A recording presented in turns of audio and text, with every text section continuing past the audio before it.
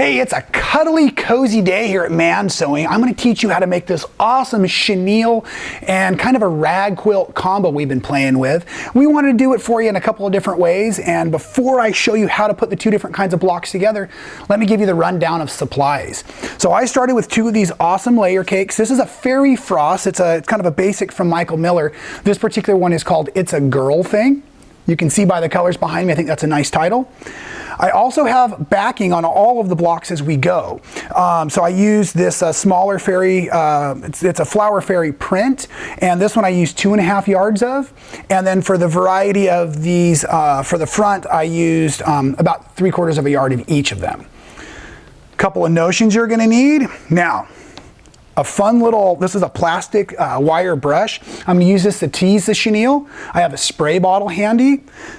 This ultra cool rotary cutter that's made for chenille, and the reason I say it's made for chenille, it has this pad on the bottom, and with that pad on the bottom, it's going to allow me to slide it through the layers.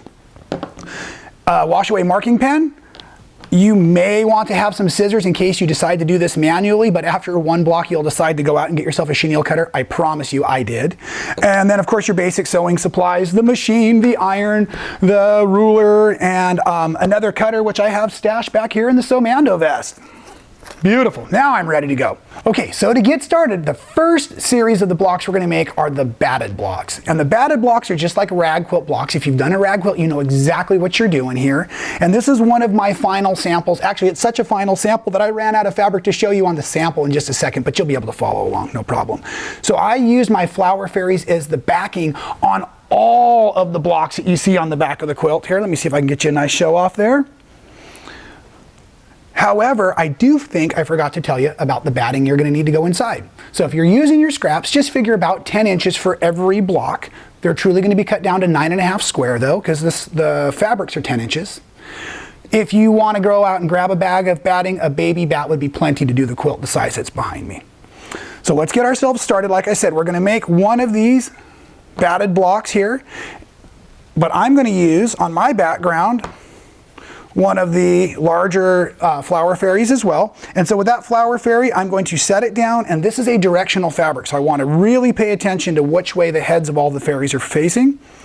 Then I'm going to drop my batting in there, and then I'm going to lay on top the next block, just like yay, so that both of the heads of the fairies are facing up.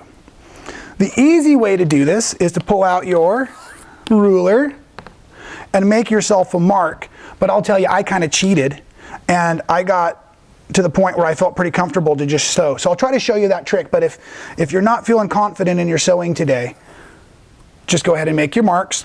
You're gonna want one going in both directions. And I'm making them nice and light, and please, please, please test your wash away tools and markers on anything you plan to use. I would hate to tell you to use something that didn't wash out, and every now and again that can happen, so just be real cautious. Once my markings are from corner to corner though, it's real easy. I'm just going to run over to my sewing machine here. And now this is my trick. My needle is actually set in my center of the needle position, or the center of the foot position, however you want to say that. Then I grab my corner that I have, and I basically have it in my thumb and my finger, and I'm just kind of pointing my thumb at my needle, and I'm just going to let the machine start to do the work, and I'm basically just steering from the back seat like I always do when my wife's driving anyways. So I just run it right through. Easy as can be, and then I'm just going to do a quick rotation and do the same thing on the other side for us. You're probably already doing the layout math behind me. So I have basically a checkerboard quilt, or every other block is going to be one of these batted blocks, and every other block is going to be one of the chenille blocks. So in my 30 block quilt, I have 15 of these and 15 of the chenille blocks. Okay, and this is going to create a little bit of loft and a little bit of pucker. This quilt here has already spent a little time in the washer and dryer, so it's already got some of the loft that's starting to show through. We want that to happen because there's going to be no additional quilting that happens in this project. So this is a quilt as you go rag quilt. This is a done, finished piece basically already. So what I did to get myself warmed up is I made all 15 of these, set them aside, and got ready to start doing the chenille. Are you ready to do the chenille? Because this is really cool, I'm telling you what. These ones you may have not seen before, so I'm going to try to slow it down a little bit and make it easy. I've got my layer cakes, and remember, I had 2 of these. And with these Michael Miller Fairy Frost layer cakes, you actually end up with, I think there's 8 or 10 different colors, but there's 42 pieces, so there's not an even count.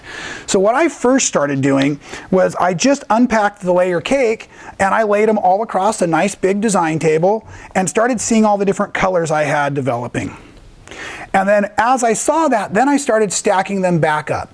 And I'm going to make 5 stacks of the Fairy Frost, 5 fabrics in a stack of the Fairy Frost. You need 1 stack for every block you choose to make.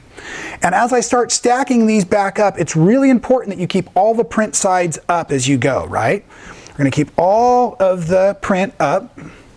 And then as I put this in here, I'm going to flip it over really quick.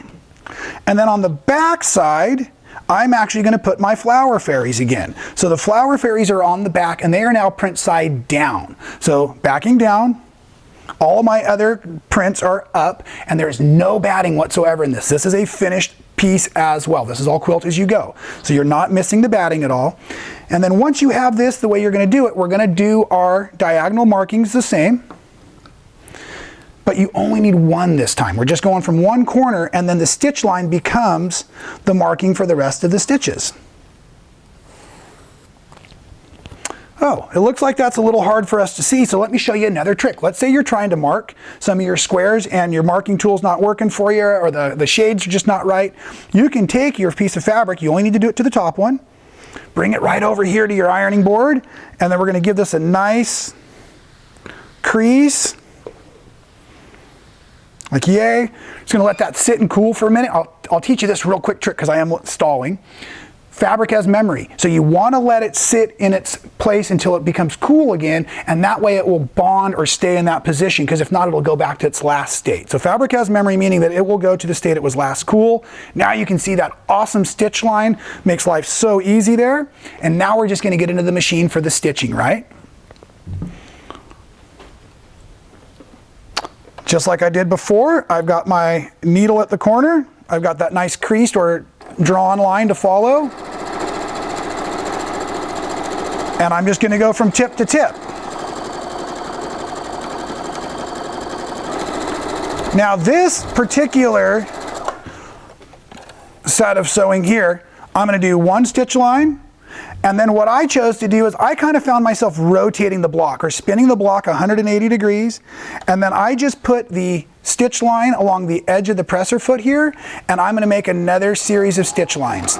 So with my stitch lines here, and I worked, I'm going to say maybe 7, 8 long stitch lines on either side of the center, and then I just stayed on one side. It didn't really matter. I didn't see any real shifting. These are going to be waffly, cuddly, curly blocks anyways, so it is okay if we get little bits of pucker or loft in our stitching, but basically I'm just going to sit here and sew and sew and sew.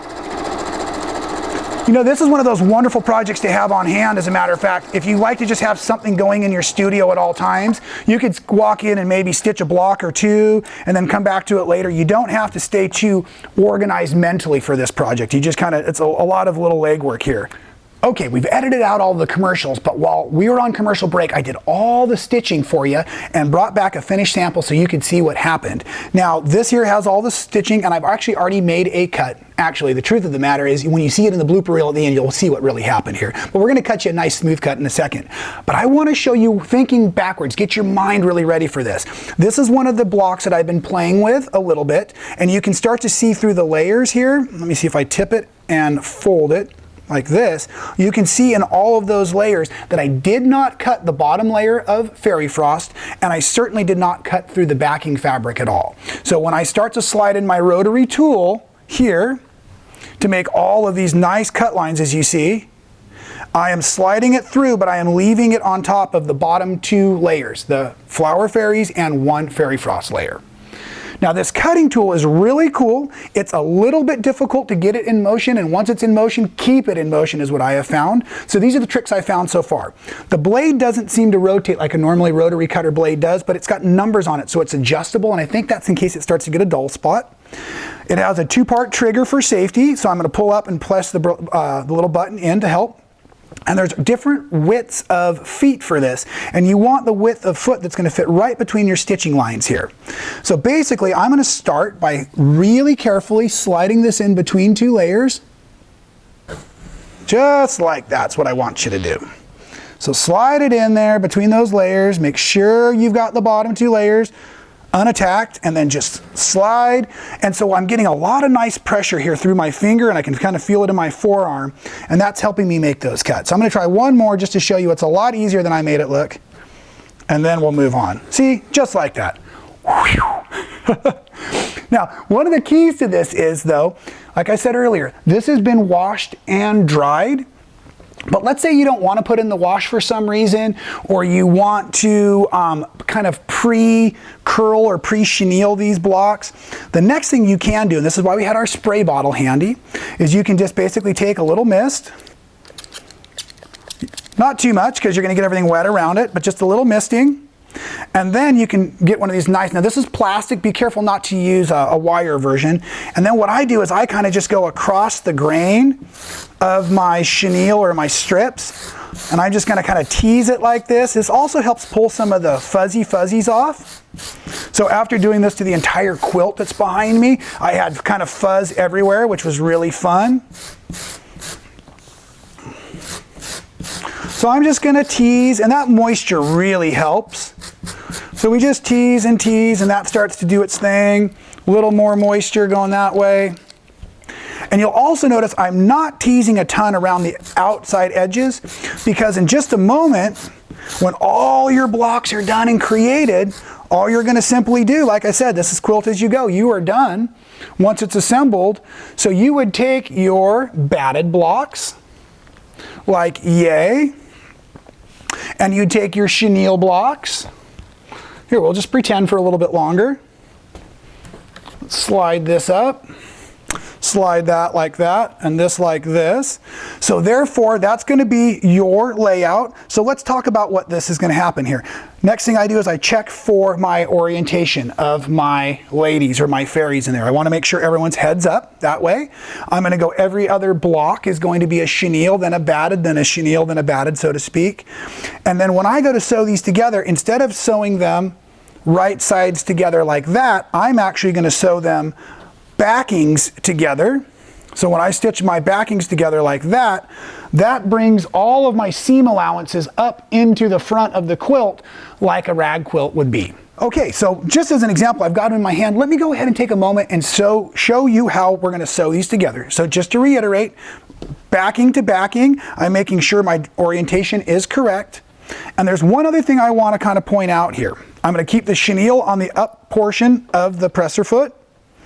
And some machines, if the foot gets too high, it starts to open up your tension, and you start to have poor tension or no tension at all, which causes thread jams. So just make sure that when your foot is down, you have tension on your thread, and here's the test for that.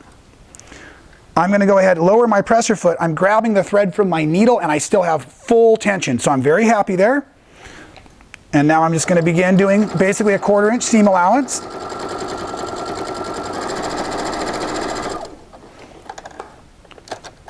Trying to keep my chenilles laying flat as possible at that seam allowance. There we go. And then I'm just going to start to assemble these as I go, basically row by row. So the next stitch would be here, backings together. I can rotate this, go to the machine. So it becomes just like chain piecing all over again. So the last question you're probably thinking to yourself right now is, gosh, I wonder if he's going to take the time and this sword is in his hand to clip all of those like he would if he was making a rag quilt. And the answer is absolutely not. We did not take the time to do that. We didn't see where it would be a real benefit. We can finish that on another time.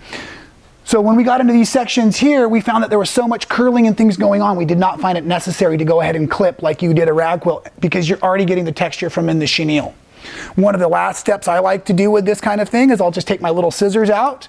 They didn't get any attention in cutting the chenille, and I'll go through here and I'll kind of get the clumps of thread and I'll trim those out. And one of the major reasons you'll do that is, let's say you're going to put this in with a baby or an infant. You know, we want to make sure they don't have a bunch of loose threads to like get things caught, wrapped around their fingers or whatnot. So do be careful if you're thinking of that.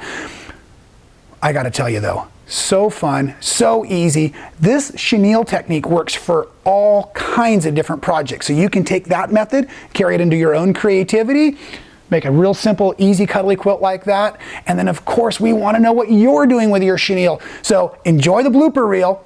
Send us your comments and your photos of your chenille. We'll see you next time at Man Sewing. Oh, you are wonderful. There it is. The benefits of live television. Do we need a fresh blade in there? I think we might. Oh, there we go. Hey, did you hear the cameraman? He wants a fresh blade, but we're going to keep on rolling. Let's make this live. Come on. Oh, stop stopping, Rob. Maybe we need that fresh blade. Oh, but when it works so good. Can I say if I'm really nice to the cameraman, he might put a blooper reel at the end of this one for us? Yeah.